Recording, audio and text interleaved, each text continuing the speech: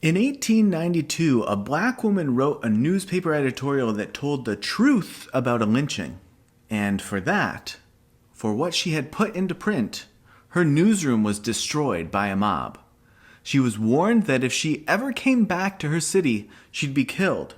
So she fled, and she never returned. And that woman was Ida B. Wells. And depending on where you grew up, you might never have heard of her name. But you should have, because she didn't just tell the truth. She hunted it down. She put it on the record and paid a steep price to make sure the country could not look away. This isn't just a history lesson. It's a story about what it costs to speak when the silence is very comfortable, and what it takes to shine a light when the darkness is organized. She was born into slavery on July 16, 1862, in Holly Springs, Mississippi. Her parents were freed after the Emancipation Proclamation, but legal freedom was just the start. Ida's mother and father were active in the early years of Reconstruction, helping found schools and build black institutions. But when Ida was 16, both of her parents and one of her younger siblings died in a yellow fever epidemic. So she stepped in, took a teaching job, and raised her surviving siblings. The childhood she'd had just ended, and the one she planned never arrived. But she didn't just survive. She studied and wrote, and when she was ready, she pushed back. On September 15th, 1883, Ida was traveling by train. She had a first-class ticket for the ladies' car, which was common practice at that time. But the conductor told her to move to the car for black passengers, and she refused. They grabbed her and they dragged her out. She filed a lawsuit and won. A lower court awarded her $500 in damages. But 4 years later, in 1887, the Tennessee Supreme Court reversed that decision. It wasn't just about her train car. It was about space and dignity and access. And it wouldn't be the last time she lost something because she told the truth. By 1889, she was co-owner and editor of a paper in Memphis called the Free Speech and Headlight. She wrote about school conditions and segregation and civic life, but then 3 of her friends were lynched: Thomas Moss, Calvin McDowell, and Will Stewart. They co-owned a grocery store called People's Grocery. It was doing well. It was competing with a white-owned store across the street. And that alone was enough to make them targets.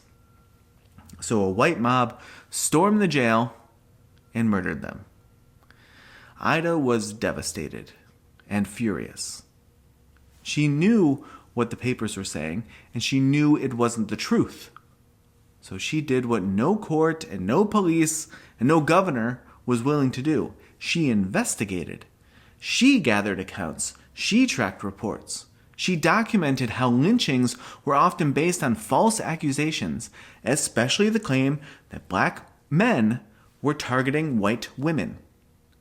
She found that these accusations were often fabricated, and that many of the victims were business owners or landowners or political activists. In other words, people whose success threatened the racial order of the time. She published her findings in 2 pamphlets: Southern Horrors, Lynch Law in All Its Phases in 1892, and A Red Record in 1895. They weren't just stories, they were reports. She named locations, she presented numbers, she exposed patterns. But she wasn't just writing for posterity, she was writing to save lives. She wanted federal anti-lynching laws. She wanted intervention. And when it didn't come from American politicians or editors, she went overseas. So in 1893, and again in 1894, Ida B. Wells crossed the Atlantic and spoke in Britain. Crowds in London and Manchester came to hear her describe what was happening in the United States. And British citizens formed an anti-lynching committee. They wrote to American officials. They used international pressure to try to force change. And when America refused to look at itself, Ida found a way to make the world look instead. And that's when the cost really came due. In 1892, while Ida was out of town, a white mob destroyed her newspaper's office. She was told clearly, if you return to Memphis, you will be killed. So she didn't return. Not to live, and not ever again. She lost her job, her paper, her income, her city. So she moved to Chicago and started over. But she kept writing, and kept organizing, and kept exposing. She didn't wait for safety. She kept going anyway. If you're finding this useful, if these stories matter to you, consider hitting that subscribe button and the like button. Leave a comment if you'd like. It's always cool to see what people take away from these stories. And it all helps keep these lost pages, as I like to call them, from staying buried. Back to Ida. Ida B. Wells didn't see the press as an institution. She saw it as a tool. She used her right to speak and to publish and protest as a way of holding the country to its word. The First Amendment wasn't symbolic for her. It was tactical. And the truth is, she wasn't just writing history. She was practicing democracy. Because when the courts fail, when the lawmakers retreat, when the violence is local but the silence is national, citizens have to step in. And that's what she did as a writer and an organizer and as a citizen. She didn't need approval to get started. She needed a conscience. And that's still true.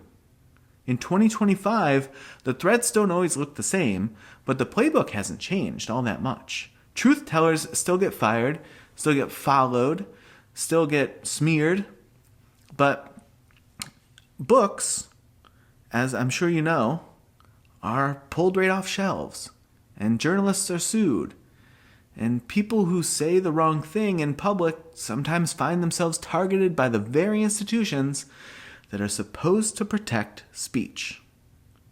And so the question isn't when will things get better, which I hear all the time. The question is when things get risky, what will you do? Because Ida's story doesn't belong to the past. It belongs to anyone willing to carry forward what she modeled. She modeled investigate, document, speak, resist. That's how her light travels. She once said, the way to right wrongs is to turn the light of truth upon them. She didn't say the light would solve it all. She said it was the start. Today, she's on a U.S. quarter, part of the American Women's Series issued in 2025. There's a monument in Chicago called the Light of Truth, a towering sculpture. It stands not far from where she raised her family, actually. And in 2020, she was awarded a posthumous Pulitzer Prize citation for what the board called her outstanding and courageous reporting. But you get the feeling she would have traded the monuments for laws and the citations for action. She didn't fight to be honored. She fought to be heard. And she fought for the country to hear itself. So let me leave you with this. What injustice in your world needs light? What silence has gone on too long hoping no one would name it. And what would it look like if you turned toward it, even when it costs you something? Thanks for sticking with me through this one. I'll see you in the next one.